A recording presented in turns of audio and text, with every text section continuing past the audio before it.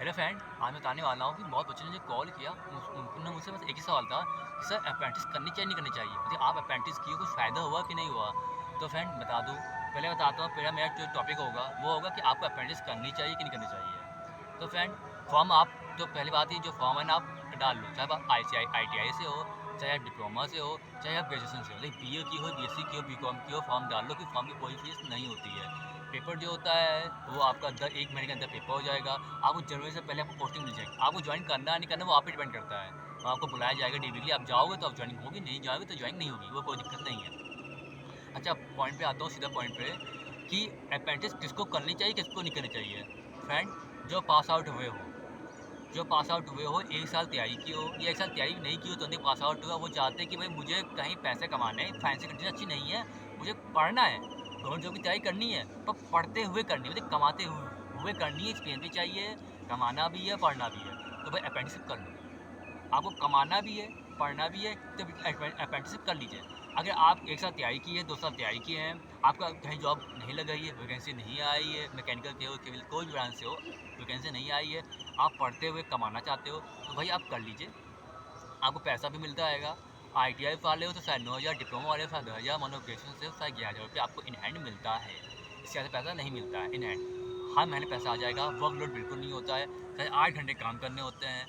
साढ़े 8 से 5 टाइम आपको जो काम करना होता है उनमें भी 2 घंटे आपका खाने के लिए चले जाता है और 6 घंटे बचते हैं। 6 घंटे में भी आपको 2-3 घंटे काम करने होते हैं, बाकी सब आप अपना बैठ के पढ़ सकते हो। भाई पढ़ने टाइम नहीं मिलता है, आप घर आके पढ़ सकते हो। कैंटीन होती है, कैंटीन खाना खा सकते हो, बहुत सस्ता मिलता है। मुझे 25 रुपये का खाना मिलता था, अब तो 30 रुपये का हो गया है। और बात रही, अच्छा हाँ, अब मानो आप कहीं जॉब पे लगे पड़ो, जैसे टाटा मोटर्स हो गई, ये कोई आप मानो केमिकल से, तो कोई गुजरात में आप जॉब में लगे पड़ो, आपको पैसा अच्छा मिल रहा है, 30,000 मिल रहा है, 25,000 रुपये मिल रहा है, तो आप भाई मत छोड़िए कि 1 साल बाद आपको जॉब से निकाल देंगे। परमानेंट नहीं करने वाले, परमानेंट जॉब को नहीं करने वाले। हाँ, बहुत बार कहेंगे नहीं मैं हो गया, परमानेंट हो गया, परमानेंट नहीं होते वो, उन्हें कॉन्ट्रैक्ट रख लिया था। जब मैं पास आउट हुआ था तो मुझे कहा गया था कि आप जॉब करना चाहते हो तो कॉन्ट्रैक्ट पे कर सकते हो, और सबको नहीं पूछते, कुछ ही लोगों को कहा जाता है कि कॉन्ट्रैक्ट पे कर सकते हो, और करने पे 15,000 रुपये इन हैंड मुझे सैलरी दे देते हैं। आप करोगे, आपको तो आपको ज़्यादा एक्सपीरियंस नहीं मिलता। अरे एक्सपीरियंस दे भी देंगे ना आपको, तो ज़्यादा कहाँ दिखाओगे, कोई मतलब नहीं। आप कोई प्रमोशन नहीं होता है ISL में, बहुत बढ़िया आपकी कॉन्ट्रैक्ट काम होता है, आपको बस लेबर ही काम करना होता है। या तो आप वो जो आप काम सीखोगे वही काम करना होगा आपको। जैसे मुझे मिला था, बस सुबह-सुबह शाम वो बनाते हो, इनका जो बिल होते हैं बिल बनाते हो, इनका जो S&D काम होता है S&D काम करते हो, 8 घंटे काम होता है, फिर मॉर्निंग शिफ्ट होती है। मतलब आप अप्रेंटिस पे हो ना, तो आपकी शिफ्ट जो वाइज़ जो काम मिलता है वो आपको साढ़े 8 से 5 ही मिलता है। अच्छा, पॉइंट पे आता हूँ। अगर आपको कहीं पे जॉब लगी पड़ी है, आपकी जॉब कंटिन्यू चल रही है, बड़ी जॉब लगी पड़ी है, सैलरी आपको पता है कि इंक्रीमेंट होना है, आपको गवर्नमेंट जॉब की तैयारी नहीं करनी है, करनी भी है तो कमाते हुए ही करनी है, पैसा डिमांड आपकी ज़्यादा है, तो भाई आप प्राइवेट जॉब में लगे पड़े हो ना, गुजरात, अहमदाबाद कहीं पर भी लगे पड़े हो, केमिकल के हो, मैकेनिकल से हो, लखनऊ, दिल्ली, गुड़गांव, हरियाणा कहीं पर भी लगे पड़े हो ना, आंध्र प्रदेश, तेलंगाना, कर्नाटक, बैंगलोर कहीं भी लगे पड़े हो, तो लगे हो, मत छोड़ो।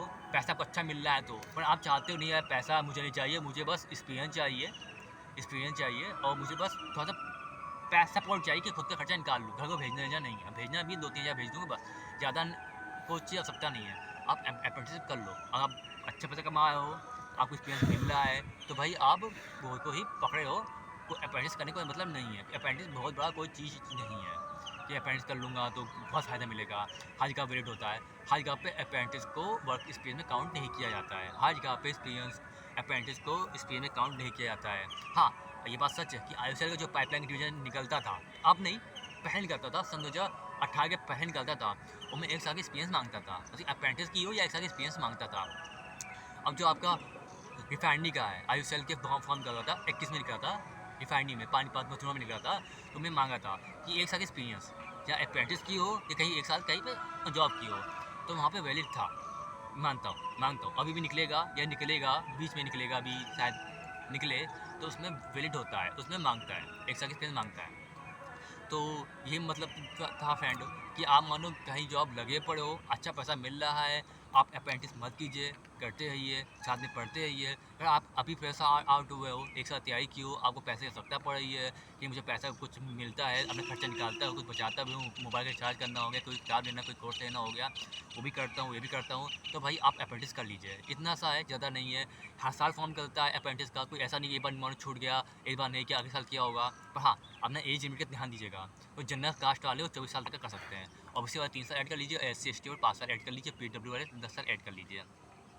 और अब डिप्लोमा में पास आउट हो, चाहे ITI की हो, या ग्रेजुएशन की हो, आपके जो पास आउट हुए हो ना, वो 3 साल के अंदर का हो। हालांकि ऐसा सिर्फ पहले लिखा हुआ था, पर इस फॉर्म में नहीं लिखा हुआ है। जो अभी फॉर्म निकला है, या फॉर्म निकला है, उनमें नहीं लिखा हुआ है कि आपके 3 साल का डिप्लोमा अंदर होना चाहिए। लेकिन जब मैंने किया था तो मांगा गया था कि भाई 3 साल के अंदर होना चाहिए। मैं 19 पास आउट हुआ था, तो 2 साल हुए थे, तो मैंने कंप्लीट कर लिया था।